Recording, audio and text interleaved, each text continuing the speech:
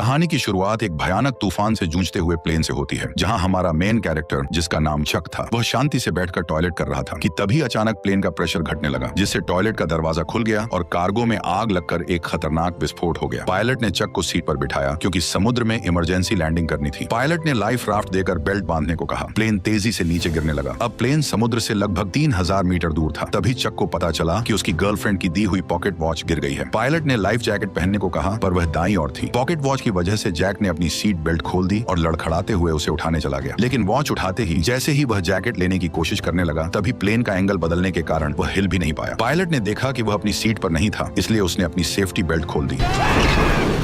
तेज झटकों से पायलट बुरी तरह घायल हो गया। पायलट ने प्लेन को समुद्र की सतह पर धीमी गति से टच कराया, लेकिन गलत लैंडिंग से पानी केबिन में भर गया। सेफ्टी बेल्ट न बंधे होने की वजह से चक की जान बच गई। तभी अचानक प्लेन का ऊपरी हिस्सा फट पड़ा और समुद्र का पानी प्लेन के अंदर भरने लगा। लेकिन किस्मत से चक के हाथ में इन्फ्लेटेबल राफ्ट था, पर जैसे ही उसने उसे खोला, तभी अचानक राफ्ट से जुड़ा हुआ हिस्सा प्लेन में फंस गया। डूबता हुआ एरोप्लेन चक को राफ्ट के साथ नीचे खींचने लगा, पर चक की किस्मत अच्छी थी क्योंकि राफ्ट से जुड़ी हुई रस्सी अचानक टूट गई और इस तरह लाइफ राफ्ट ने उसे खींचते हुए मौत के मुंह से बाहर निकाल लिया। आखिरकार चक सही सलामत समुद्र की सतह तक पहुंच गया। उसने अपनी पूरी ताकत लगाकर राफ्ट पर चढ़ने की कोशिश की और मरते दम तक राफ्ट के किनारे को कसकर पकड़े रहा, लेकिन वह धीरे धीरे उस इंजन की ओर बहने लगा जो अभी भी चल रहा था। पीछे खतरा देखकर उसने तुरंत आंखें बंद कर ली। तभी इंजन में आग लग गई और विस्फोट की लहर ने उसे उछालकर फिर से समुद्र में गिरा दिया। पूरा प्लेन एक जोरदार ब्लास्ट के साथ धीरे धीरे समुद्र में डूब गया, लेकिन खतरा अभी टला नहीं था। चक को न केवल समुद्र की तेज आंधी तूफान का सामना करना पड़ा, बल्कि एक के बाद एक उठती विशाल लहरों को भी झेलना पड़ा। वह बस लाइफ राफ्ट की रस्सी को कसकर पकड़े रहा। इसी तरह पता नहीं कितनी देर बीत गई और अचानक लाइफ राफ्ट की हवा निकल गई। तेज चट्टानों ने उसे फाड़ दिया। इसका मतलब था कि वह आखिरकार किनारे पर पहुंच गया था। वो अपनी आखिरी ताकत जुटाकर लाइफ राफ्ट को घसीटते हुए किनारे तक लाया। अगली सुबह जब धूप उसके चेहरे पर पड़ी, तब उसे महसूस हुआ कि वह जिंदा है और छोटे से आइलैंड पर बहकर आ गया है। लेकिन मौत के मुंह से बच निकलने के बाद भी उसे कोई राहत नहीं मिली, क्योंकि वह नहीं जानता था कि इस अनजान जगह पर उसे कौन कौन सी खतरनाक चीजों का सामना करना पड़ेगा। वह चलते चलते प्लेन से बिखरी हुई चीजें उठाता गया और आइलैंड के अंदर अपने ही जैसे लोगों की खोज शुरू कर दी। लेकिन जब उसने चारों ओर नजर डाली तो उसका स्वागत केवल कभी खत्म न होने वाले सन्नाटे ने किया। इससे यह साफ था कि वो एक ऐसे आइलैंड पर फंस चुका था जो दुनिया के नक्शे पर भी नहीं था।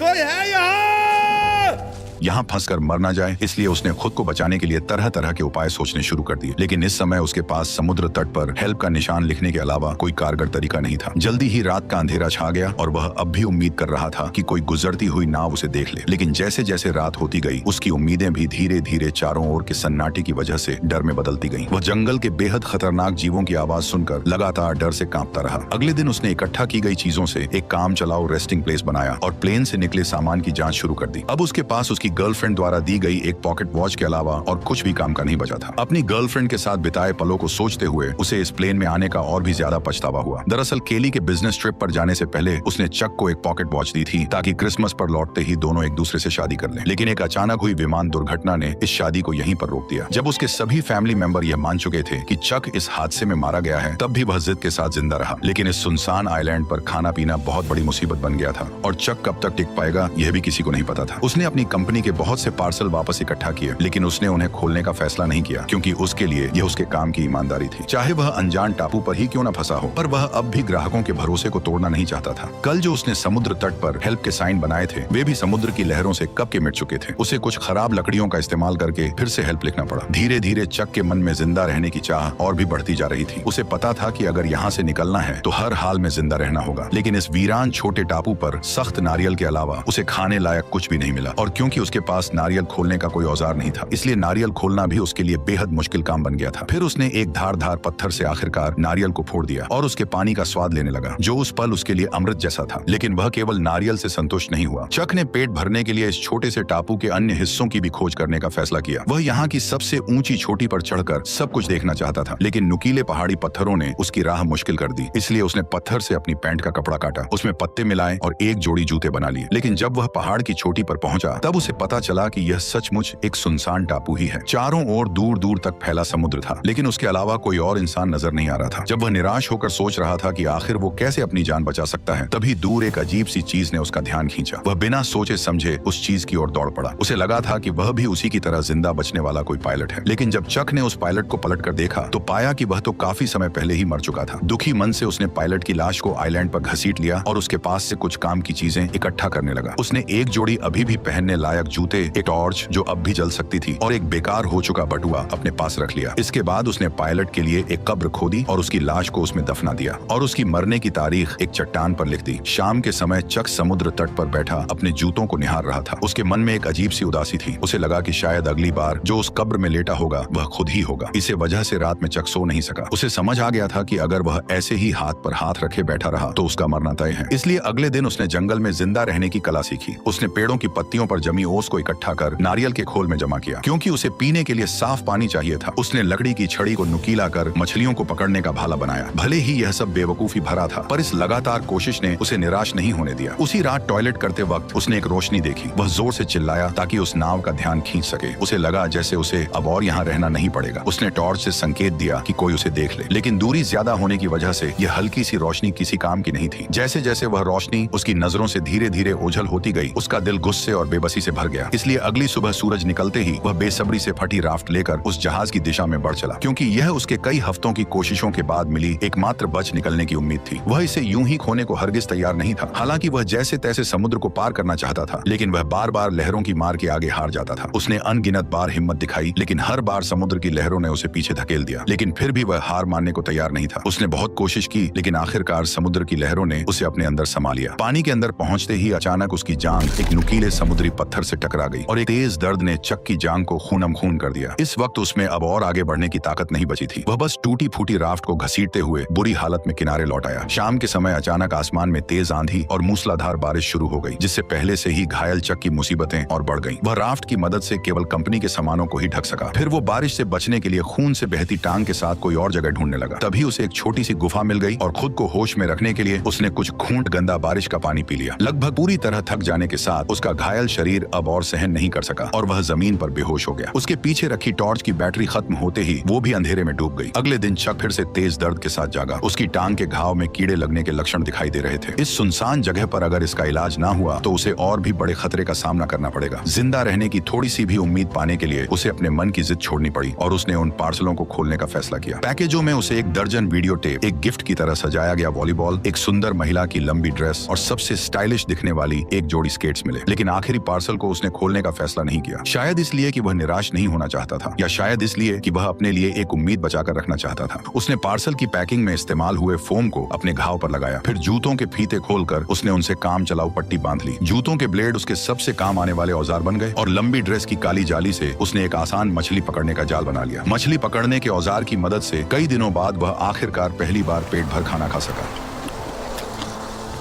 कच्चा खाना निगलना मुश्किल ना हो, इसके लिए चक ने लकड़ी रगड़कर आग जलाने का फैसला किया। लेकिन भले ही उसने सुबह से लेकर शाम तक और फिर शाम से लेकर अगली सुबह तक लगातार कोशिश की, पर फिर भी उसके मन में जो छोटी सी चिंगारी थी वह उसकी उम्मीद के मुताबिक आग नहीं बन सकी। जब उसके दोनों हाथ रगड़ते रगड़ते छिल गए तब उनसे ताजा खून बहने लगा, जिससे चक का गुस्सा फुट पड़ा।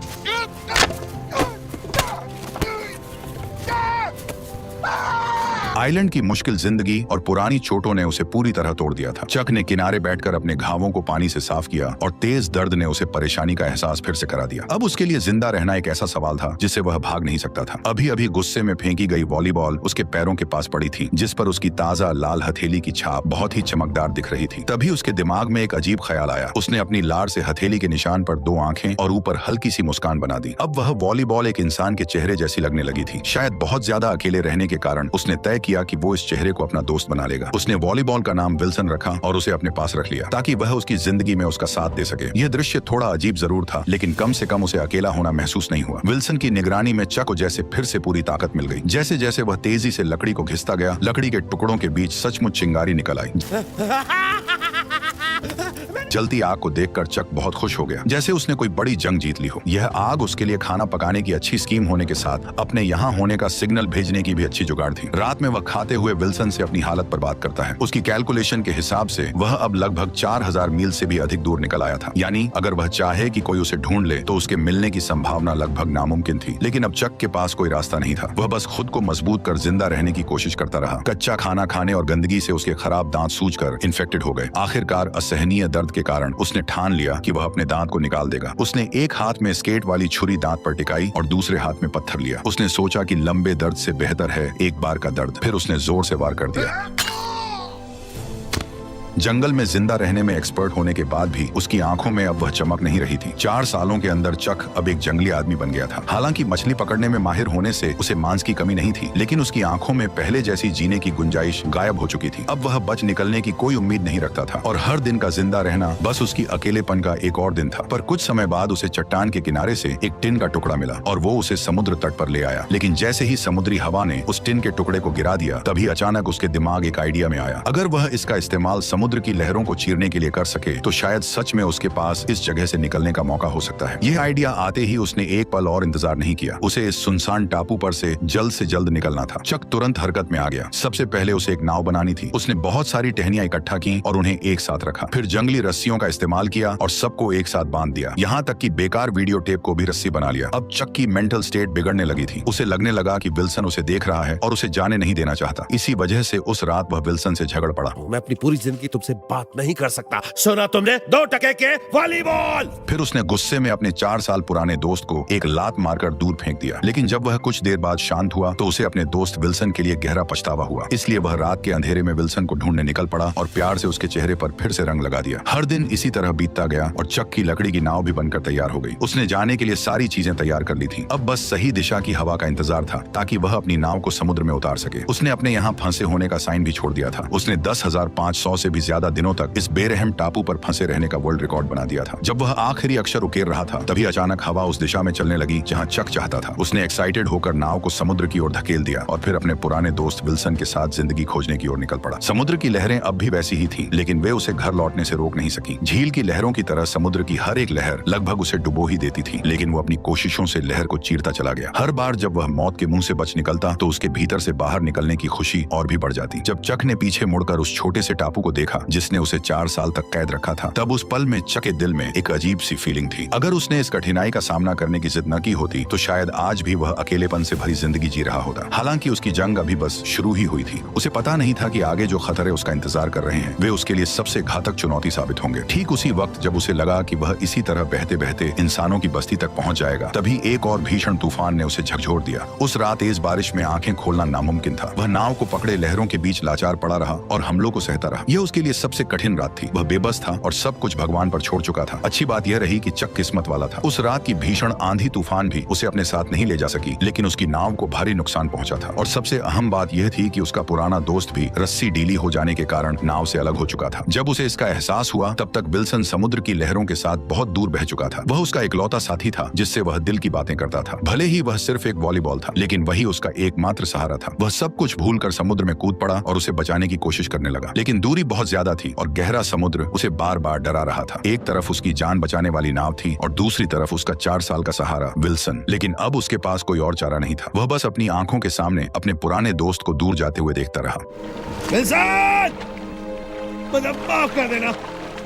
इस तरह उसने अपना इकलौता दोस्त खो दिया और एक बार फिर अकेलापन और बेबसी ने उसे पूरी तरह घेर लिया। लगभग पूरी तरह से टूट चुकी लकड़ी की नाव को देखते हुए और चारों ओर फैले समुद्र को निहारते हुए इस पल चक को बहुत अच्छी तरह समझ आ गया कि वह अब कभी भी अपने घर वापस नहीं जा सकेगा। जिस वजह से जो उसके भीतर जीने की इच्छा अभी अभी जगी थी वह पूरी तरह टूट गई। आखिरकार उसने नाव का चप्पू भी फेंक दिया और तय कर लिया कि अब वह बस चुपचाप इंतजार करेगा कि समुद्र जल्द से जल्द उसे निगल जाए। ठीक उसी समय जब चक ने मौत का सामना करने के लिए खुद को तैयार किया, तभी एक ऐसी सीटी की आवाज गूंज उठी जिसे उसने सिर्फ अपने सपनों में ही सुना था। वह उम्मीद खोए हुए अपनी आखिरी ताकत जुटाकर मुड़ा और देखा कि एक विशाल मालवाहक जहाज उसके सामने तैर रहा था। तभी जहाज में मौजूद सभी लोगों ने चक को भी देख लिया और इस तरह कई सालों की कठिनाइयों के बाद चक आखिरकार फिर से प्लेन में बैठकर अपने घर लौट आया। उसकी सही सलामत जिंदा लौट आने की कहानी ने उसे पूरे शहर में मशहूर कर दिया। लेकिन चक को इन सब बातों से कोई फर्क नहीं पड़ता था। वह बस अपनी गर्लफ्रेंड से मिलना चाहता था जिसे उसने 4 साल से नहीं देखा था। लेकिन जब उसकी गर्लफ्रेंड की बजाय एक आदमी दरवाजा खोलकर सामने आया तो वह हैरान रह गया। उस आदमी ने चक से कहा,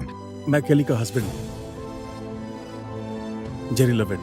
तब उसे पता चला कि जिसे वह याद करता रहा वह अब शादीशुदा थी और एक बच्चे की मां बन चुकी थी। केली का हस्बैंड चक को शांत करते हुए अपनी पत्नी का बचाव कर रहा था। शायद तुम्हें उसे थोड़ा और वक्त देना चाहिए। इतना कहकर वह वहां से चला गया। केली को रोते देख चक को उसकी हालत समझ आ गई। वह समझ गया उसकी कोई गलती नहीं थी। चक भी शायद वही करता। उस रात कंपनी ने स्वागत में समुद्री जानवरों की दावत दी। मेज पर रखी स्वादिष्ट मछलियां और बड़े केकड़े देखकर उस पल चक ने कुछ अजीब महसूस किया। उसके मन में उस आइलैंड की यादें थी, क्योंकि टापू पर उबाऊ लगने वाले केकड़े और मछलियां यहाँ लजीज खाना बन गई गई थी। अगले दिन चक ने उस पार्सल को मंजिल तक पहुंचाया जिसे उसने टापू पर खोला नहीं था और एक थैंक्स लेटर भी दिया। उसने आभार जताया कि इसी पैकेज ने उसकी जान बचाई है। उस अजीब से पार्सल में क्या था जो इतने लंबे समय तक उसका साथी रहा, ये जानने के लिए उसने उसे कभी नहीं खोला। और इस तरह इस शानदार कहानी का अंत हो गया। तो अब तुम बताओ कि तुम्हें यह वीडियो कैसी लगी। अगर वीडियो पसंद आई हो तो मेरे चैनल पर जाकर और वीडियोज को भी जरूर चेक करो और कमेंट में बताओ कि अगली किस मूवी का एक्सप्लेनेशन देखना चाहते हो।